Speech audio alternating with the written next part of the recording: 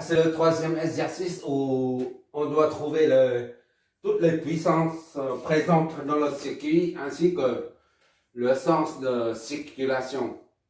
D'accord? Et après, c'est toujours la même chose. L'objectif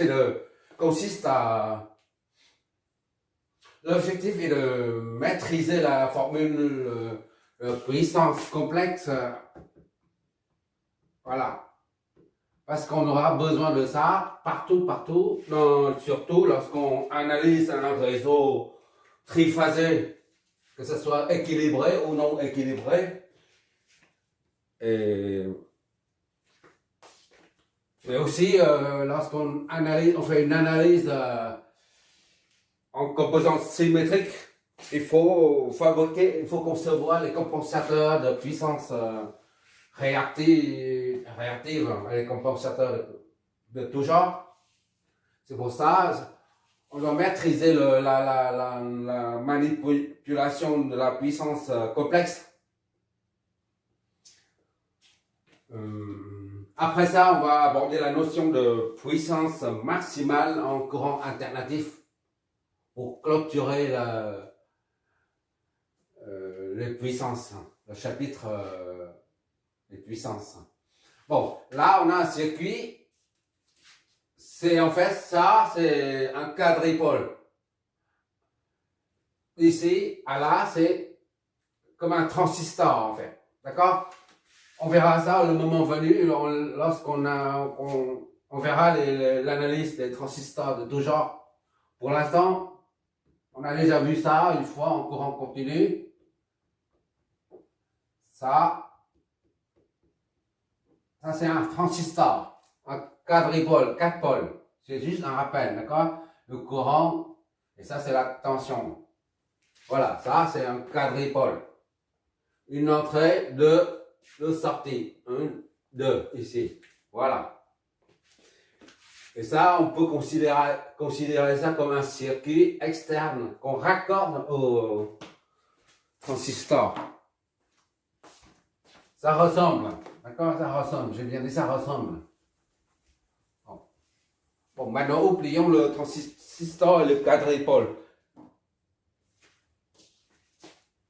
On voit ça comme un circuit à analyser. Voilà, c'est tout.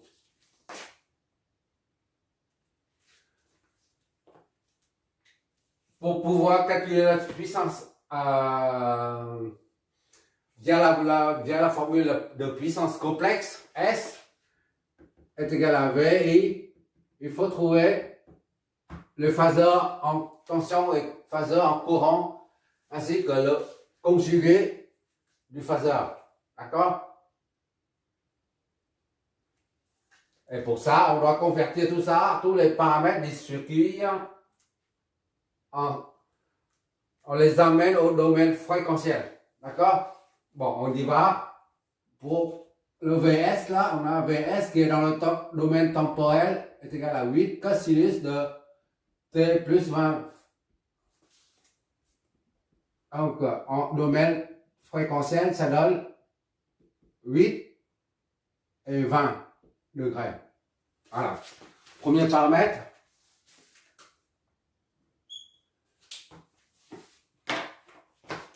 Le deuxième paramètre, on travaillera sur ce schéma-là, d'accord?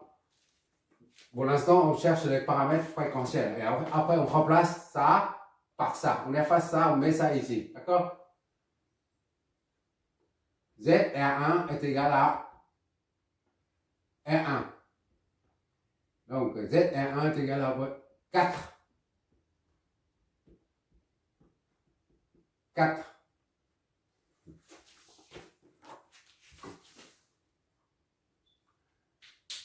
ZR2 est égal à le même raisonnement conduit à 10. D'accord?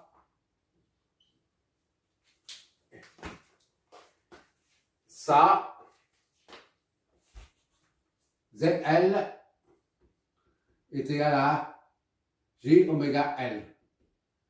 J oméga c'est 1 radian par seconde. D'accord? Fois 1 fois L. L c'est 5. 5G. ZL est égal à 5G. D'accord? Ou encore 5,90 degrés. Voilà. Et ZC, moins G sur oméga C, moins 1 sur oméga C fois G, soit moins 1 sur oméga c'est 1, fois C, c'est 0,2 farad. G, ça donne ZC, et donc est égal à 1, c'est 0,2, c'est 5, je crois. Calcul de tête, c'est pas faire. 5, ok.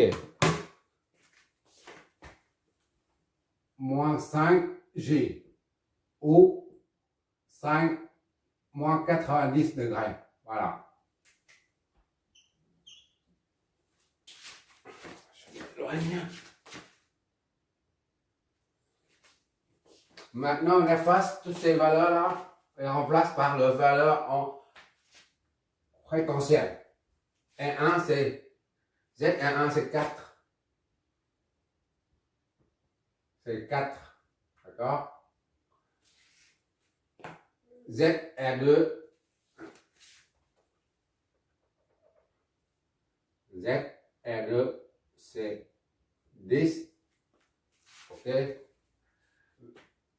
ZL, c'est 5G. 5G. Voilà. ZC, c'est moins 5G.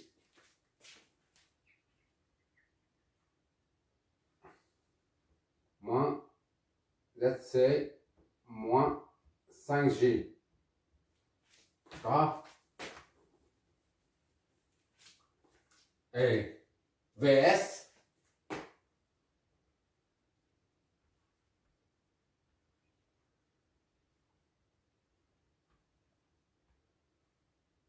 VST, un domaine fréquentiel, ça donne VS, c'est VS.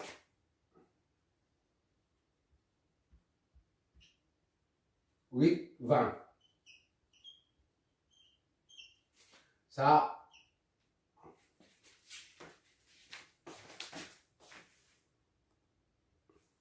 on numérote les nœuds.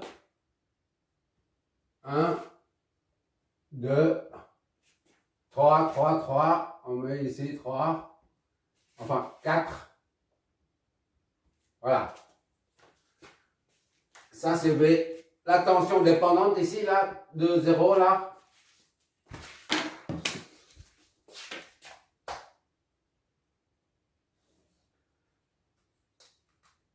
Cette tension dépendante dépend de la tension VDL aux bornes de la résistance L2. D'accord? Maintenant, vu qu'on a mis 4, et ici c'est disons 0, ici 0, 0 partout là.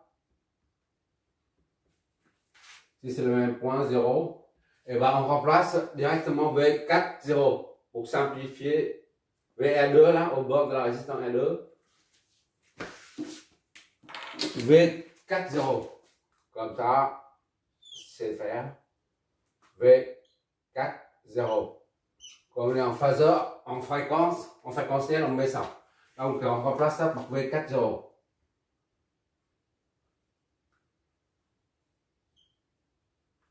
4, 0, 40. Voilà. Et le courant ici dépend de I entrée ici. IN, 8, ça ne change pas, on laisse ça comme ça. Voilà. C'est terminé. Maintenant, il faut flécher le courant, les tensions. Ça, c'est V10, c'est une source de tension. V10. Là, c'est V12.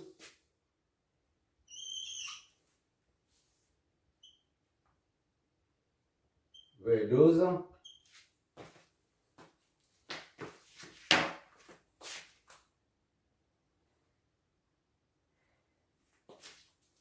Et V12, normalement, la source de tension débite un courant, d'accord? Vers là. Le bémol, c'est qu'on a le courant IN qui entre par là. On ne va pas mettre un autre courant qui sort. C'est incohérent, d'accord? C'est pas grave. C'est IN qui entre ici, d'accord? Ça, c'est V20. Là, c'est V01, V40. Voilà. Je remets ici pour avoir la place. Ici, et donc V20. La flèche d'une source de tension s'oriente toujours, la pointe de la flèche s'oriente toujours vers le pôle plus, d'accord? Quel que soit le courant. Le courant peut sortir de la source ou entrer dans la source, peu importe, mais la flèche de tension, elle, reste pointée vers le pôle positif.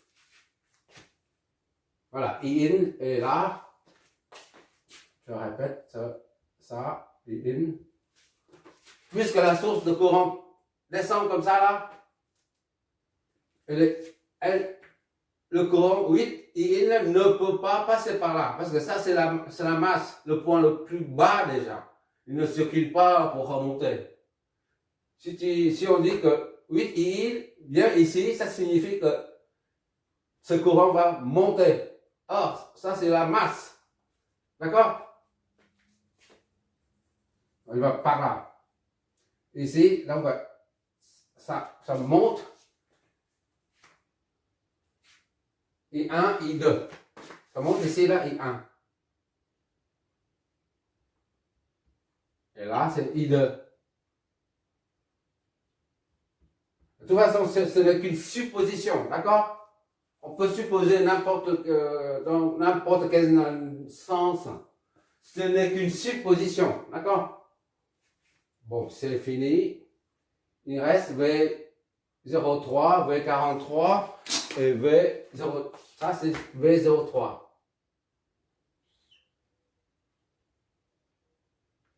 V03. Que courant passe comme ça là. Donc, c'est un récepteur V43. D'accord? Voilà, c'est fini. On peut attaquer maintenant. On peut maintenant analyser le circuit pour trouver V et I conjugué. On a V0 est égal à 0. Comme ça, V0 est égal à 0. J'ai écrit trop petit, je ne sais pas si tu vois là. À peine. Parce que c'est. Je sais pas si de place, V0 est égal à 0. Et V1, V10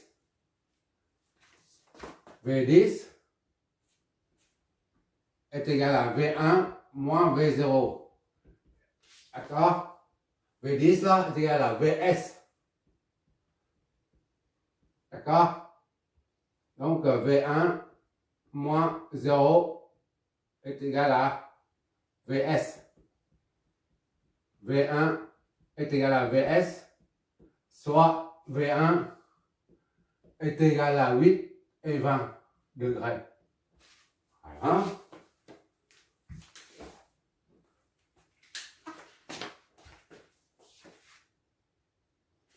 Maintenant, V12. Oh, j'ai oublié de marquer là, ici, la V20.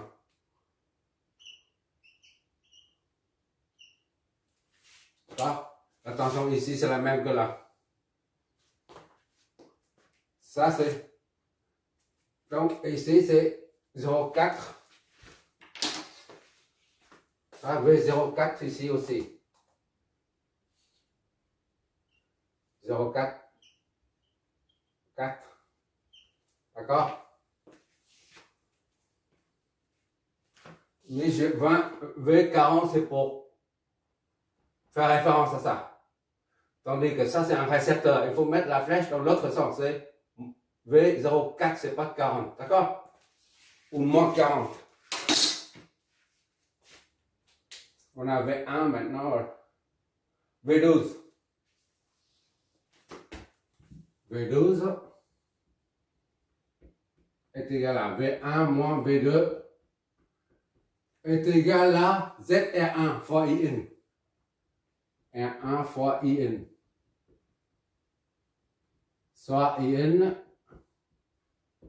est égal à V1 moins V2 sur ZR1.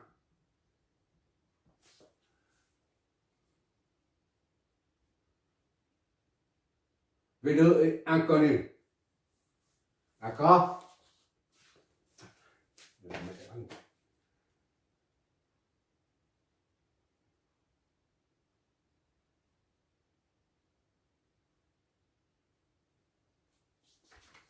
IN est égal à V1, c'est 8, 20. D'accord? Moins V2 sur ZR1. ZR1, c'est 4. Ça donne 2, 20 et moins V2. D'accord? IN est égal à 2, 20. Ça divisé par ça, fait 2. Moins V2. Moins 0,25 V2.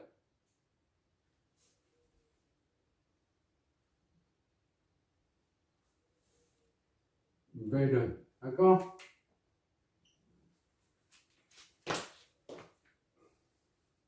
Appelons ça 1. Première équation. Maintenant, V20 maintenant. V20 est égal à combien ça? V20 est égal à V2 moins V0. D'accord? Et est égal à 0, 1, V40. V40. Il est là. V20 est égal à, attention, aux bornes de la source dépendante.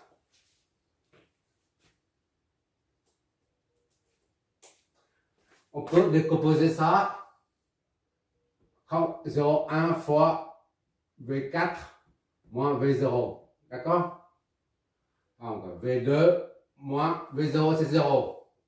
D'accord? Est égal à 0 V4 fois moins 0. D'accord? V2 est égal à 0,1 V4.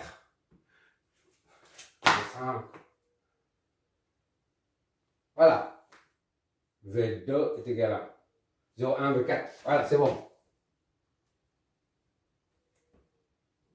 2. Maintenant, c'est V03. D'ici à là. V03 est égal à V0 moins V3 est égal à ZL. D'accord? ZL, Z c'est ZL ici.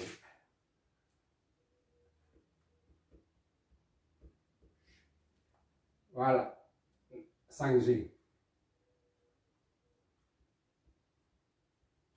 Voilà. ZL 5G. V03 est là. ZL fois I1. I1. Donc, I1 est égal à V0 moins V3 sur ZL.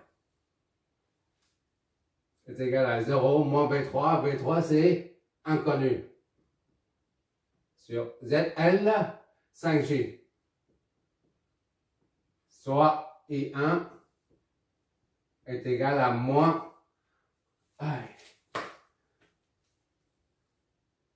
On peut multiplier par J en bas, ça fait J au carré, ça fait moins 1.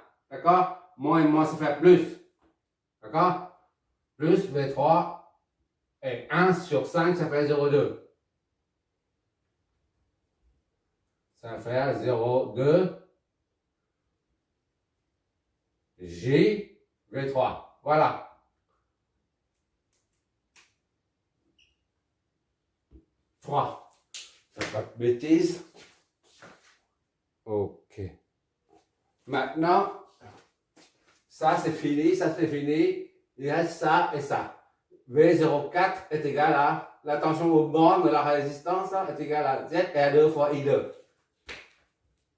V04 est égal à V0 moins V4. D'accord? 0,4. ZR2 I2. ZR2 fois I2. Donc I2 est égal, je ne sais pas si tu vois, V0 moins V4 sur ZR2. D'accord? Est égal à 0 moins V4. V4 c'est inconnu jusqu'à présent. Sur ZR2, ZR2 c'est 10. Ainsi donc, I2, le phaseur I2 est égal à moins 0,1 V4. D'accord? Moins 0,1 V4. V43 maintenant. Ici à là, V43.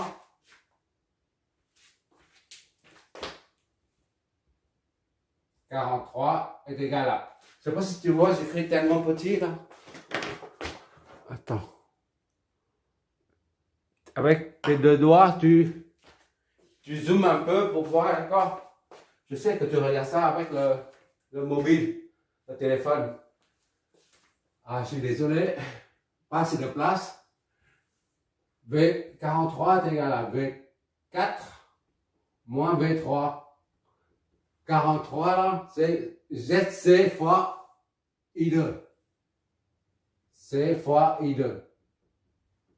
Donc I2 est égal à V4 moins V3 sur ZC. Est égal à V4 c'est inconnu, V3 c'est inconnu. Donc c'est V4 moins V3 sur ZC. C'est moins 5J. 5J, tu multiplies par J pour faire disparaître le J au dénominateur. Ça donne J et J, ça fait J carré. J carré c'est moins 1. Moins et moins ça fait plus. D'accord? C'est 1 sur 5. Et ça, tu multiplies par J fois V4 moins V3. D'accord? Finalement, I2 est égal donc à combien ça? 0,2. C'est bon. 0,2. Oula! Ah, quelle misère! 0,2 J V4. D'accord? Moins 0,2 J V3. Ça c'est la cinquième équation. Aïe! Ah, quelle misère! Bon, tous les courants sont là. Maintenant, on applique la loi d'Ohm, puisque c'est la méthode nodale, là. La loi des nœuds. I1 et I2 sortent de là. C'est-à-dire 8 I1 est égal à I1 plus I2. D'accord?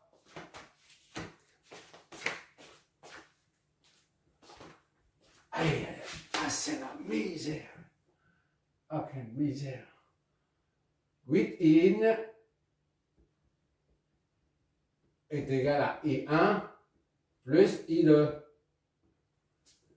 D'accord? On met. Oh là là!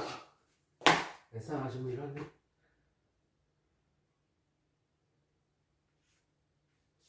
Oh, I1 plus I2 était là 8 I1 c'est plus logique. I1 plus I2 est égal à 8. I1, voilà, on va dans ce sens-là. I1 plus I2, ok. I1 c'est où? I1 c'est là. 0,2 JV3. 0,2 JV3. I1 plus I2. Moins 0,1 V4. V4. I2 moins 0,1 V4. Ok? C'est la 8 in. 8 in. Et in c'est connu ou pas? C'est inconnu. Oh là là, je suis par terre.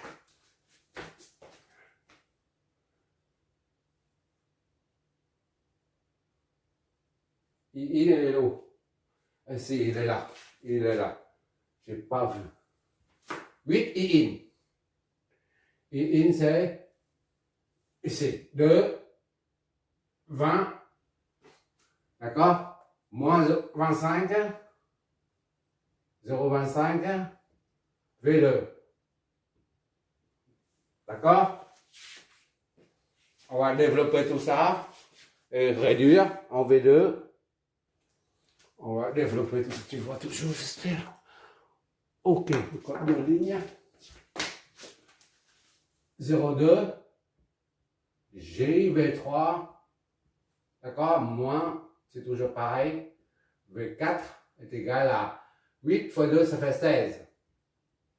20 degrés. Et ça, c'est un quart. 0,25, c'est un quart. Un quart multiplié par 8, ça donne 2. Moins 2, V2. D'accord? Et qu'est-ce que ça nous donne? On met ça de l'autre côté. 2V2. 2V2. V2, c'est, on remplace par 0,1 V4. D'accord? On verra bien. JV3 moins 0,1 V4. D'accord? Plus 2V2. On passe ça de l'autre côté. C'est 20. Voilà. V2, c'est 0,1 V4. De J, V3, moins 0,1 V4, plus 2 fois V2. V2, c'est 0,1 V4. V4, d'accord? Ça, c'est ça. Est égal à 16. Je ne sais pas si tu vois toujours là. Mon pauvre. Qu'est-ce que ça nous donne? Je suis désolé. 0,2J.